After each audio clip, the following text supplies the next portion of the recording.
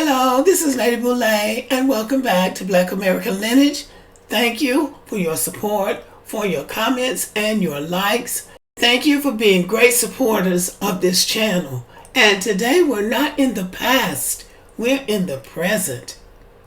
Today I want to introduce you to Kortnee Solomon. She is an 11-year-old cowgirl who made history by competing at the first nationally televised Black Rodeo.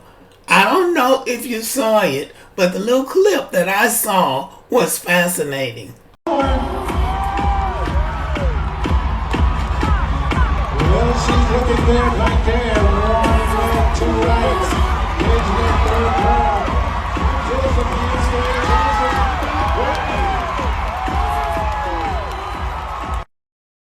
Kortnee is keeping her family's legacy alive. Kortnee Solomon is a fourth-generation Texas cowgirl.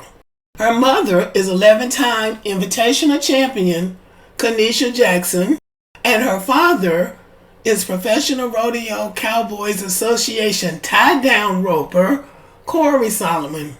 Her grandmother, Stephanie Haynes, is an 18-time Invitational champion who also serves on the Bill Pickett Invitational Rodeo Board. Her late grandfather was Cedric Haynes, who served as general manager of the rodeo before his passing. So I'd say she's got this rodeo riding in her blood. The 11-year-old is already making a name for herself. First competing at the Bill Pickett Rodeo when she was just 5 years old. Since then, she has won several championships, participating in the ladies barrel racing and junior breakaway roping events. The Bill Pickett Invitational is one of the oldest Black-owned rodeo circuits in the nation. They partnered with PBR to produce the showdown in Vegas this year, where Kortnee participated and made history alongside the other cowboys and cowgirls, becoming the first nationally televised Black rodeo. Okay?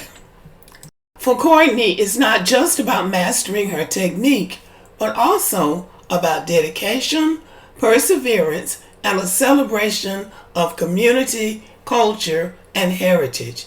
She and her mom take care of their horses on their property in Hempstead, Texas, feeding, grooming, training, and of course, riding them. Her mom, Kanisha, says, "We have a great relationship with the horses. It's almost like we talk to them and they talk to us. It's very much like people and their dogs. All the horses have their own unique personality. Some are laid back, some are very outgoing."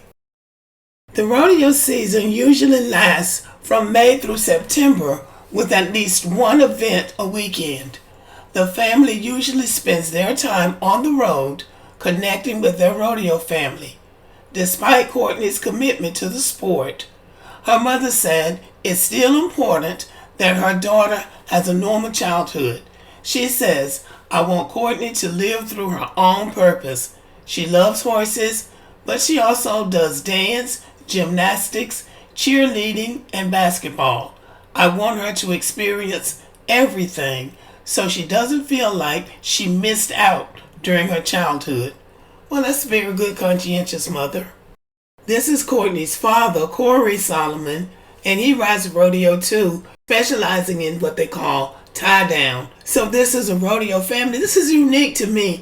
I know that there are Black cowboys. I know there are Black men that have riding clubs, but it's just good to know that now they're going national with this, because it's very exciting when you do see it on television.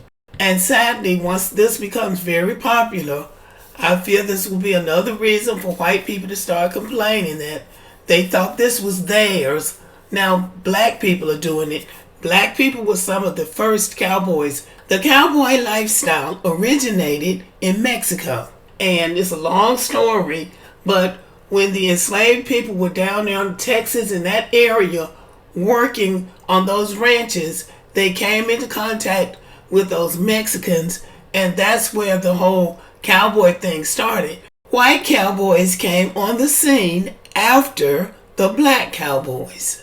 Now when Black people do stuff and make it popular, then it's often the case that white people want to do it. Black people were the first racehorse jockeys, but you wouldn't know it now by looking at these modern jockeys. Now this is what the internet has to say about black cowboys.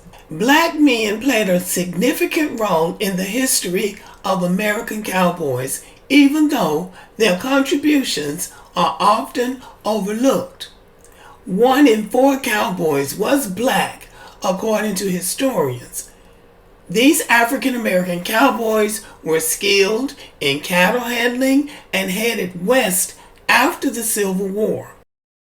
After the Civil War, Texas ranchers relied on their slaves to maintain their land and cattle herds. These slaves became proficient in tasks like breaking horses, pulling calves from mud, and releasing longhorns caught in brush. In the 1870s and the 1880s, as many as 25% of the 35,000 cowboys in the Old West were black. These African American cowhands rode the trails, herded cattle, and faced the challenges of frontier life alongside their white counterparts. Despite being largely excluded from the romanticized cowboy mythology, black men made up nearly a quarter of all cattle workers during the latter half of the 19th century. Their contributions deserve recognition as part of the rich tapestry of American history. So what we have always faced in America is other people wanting to take credit for what we have done. It doesn't matter what it is, how small or large. If we do it, somebody else feels like they need to take credit for it. And we see this happening over and over again, whether it's cowboys, whether it's music, whether it's inventions. It doesn't matter what it is. If black people do it, black people start doing something. Then once white people start doing it, they try to take the whole thing over and own it.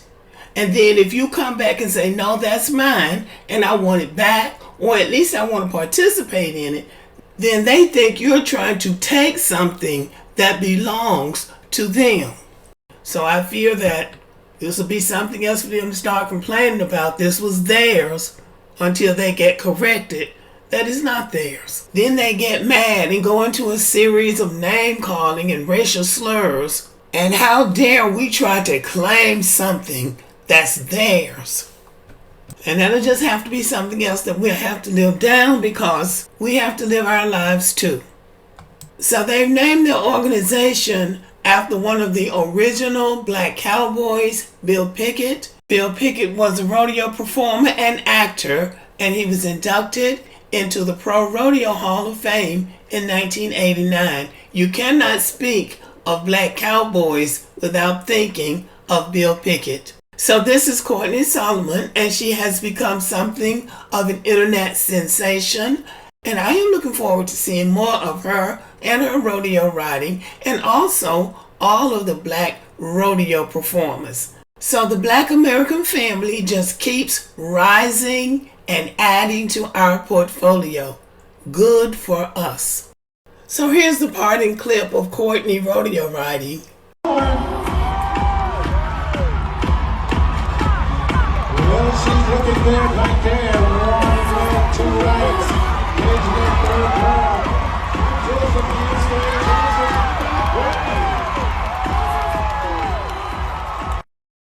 Okay, y'all, thanks for watching. Have a wonderful day.